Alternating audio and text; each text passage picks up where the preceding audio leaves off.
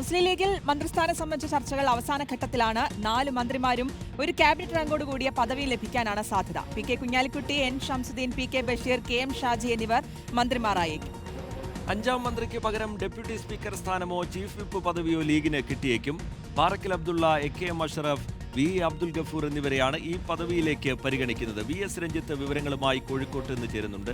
രഞ്ജിത്ത്, ഒന്ന് മന്ത്രിസ്ഥാനങ്ങളുടെ എണ്ണത്തിന്റെ കാര്യത്തിലാണ്, അത് 4 തന്നെയായിരിക്കും എന്നാണ് മനസ്സിലാവുന്നത്. 5ാം മന്ത്രി എന്നുള്ള ആവശ്യം ഇത്തവണ ഉയരില്ല, അല്ലെങ്കിൽ അത്തരത്തിലുള്ള തീരുമാനങ്ങൾ ഉണ്ടാവില്ല എന്നാണ് പൊതുവെ വിലയിരുത്തപ്പെടുന്നത്. മറ്റൊന്ന് ഈ വകുപ്പുകളുടെ കാര്യത്തിലാണ്. ലീഗ് കാലങ്ങളായി കൈകാര്യം ചെയ്യുന്ന വകുപ്പുകളുണ്ട്, അതിലൊക്കെ മാറ്റങ്ങൾ വരാനുള്ള സാധ്യതയും കുറവല്ലേ രഞ്ജിത്ത്? റീജിത്ത്, ലീഗ് 5 മന്ത്രിമാരെ പ്രതീക്ഷിക്കുന്നുണ്ട്. പക്ഷേ ഇത്തവണ അത് കിട്ടാനുള്ള ഒരു സാധ്യതയെക്കുറിച്ചാണ് നമ്മൾ അന്വേഷിക്കുന്നത്. 2011 ഒരു പ്രത്യേക സാഹചര്യത്തിൽ കോൺഗ്രസിന് MLA-മാരുടെ എണ്ണം കുറയുകയും UDF-ന്റെ ആകെ അംഗബലം 72-ൽ ചുരുങ്ങുകയും ചെയ്ത സാഹചര്യത്തിൽ 20 MLA-മാരുണ്ടായിരുന്ന ലീഗിന് 5 മന്ത്രിമാരെ ഉമ്മൻചാണ്ടി അനുവദിച്ചു കൊടുക്കുകയായിരുന്നു. അന്ന് വലിയ ബഹളങ്ങളുണ്ടായി. 5ാം മന്ത്രിയെ ചൊല്ലി NSS-ഉം സഭയും ഒക്കെ കലഹിക്കുകയും ചെയ്തിരുന്നു.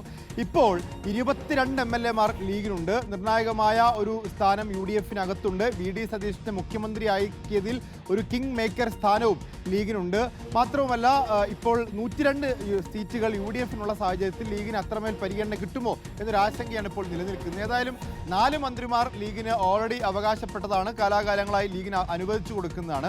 ഇപ്പോൾ 22 സീറ്റുകൾ ലീഗിന് 5 മന്ത്രിമാരെ അനുവദിച്ചു കൊടുക്കുമോ എന്നുള്ളതാണ് കാത്തിരുന്ന് കാണേണ്ടത്. ഇനി 5 മന്ത്രിമാരില്ലെങ്കിൽ 4 മന്ത്രിമാരും ഒരു ക്യാബിനറ്റ് റാങ്ക്, അത് MK മുനീറിനെ പോലെ മുതിർന്ന നേതാക്കന്മാർ മാറി നിൽക്കുന്നവരുണ്ട്, അവർക്ക് അനുവദിച്ചു കൊടുക്കാവുന്നതാണ്. അല്ലെങ്കിൽ ചീഫ് വിപ്പ് സ്ഥാനം, ഡെപ്യൂട്ടി സ്പീക്കർ സ്ഥാനം ലീഗിന് കിട്ടേണ്ട പദവി തന്നെയാണ്. അപ്പോൾ 4 മന്ത്രിമാരാണെങ്കിൽ അത് ഉറപ്പായും പി കെ കുഞ്ഞാലിക്കുട്ടി മന്ത്രിയായിരിക്കും. P K Basheer, K M Shaji തുടങ്ങിയവർ മന്ത്രിസഭയിൽ ഉണ്ടാകും എന്നാണ് ഉറപ്പ്. മലപ്പുറത്ത് നിന്ന് പരിഗണിക്കേണ്ട മറ്റൊരു പ്രധാനപ്പെട്ട പേര്, അതിലാണ് ഇപ്പോൾ ഒരു തർക്കം നിലനിൽക്കുന്നത്.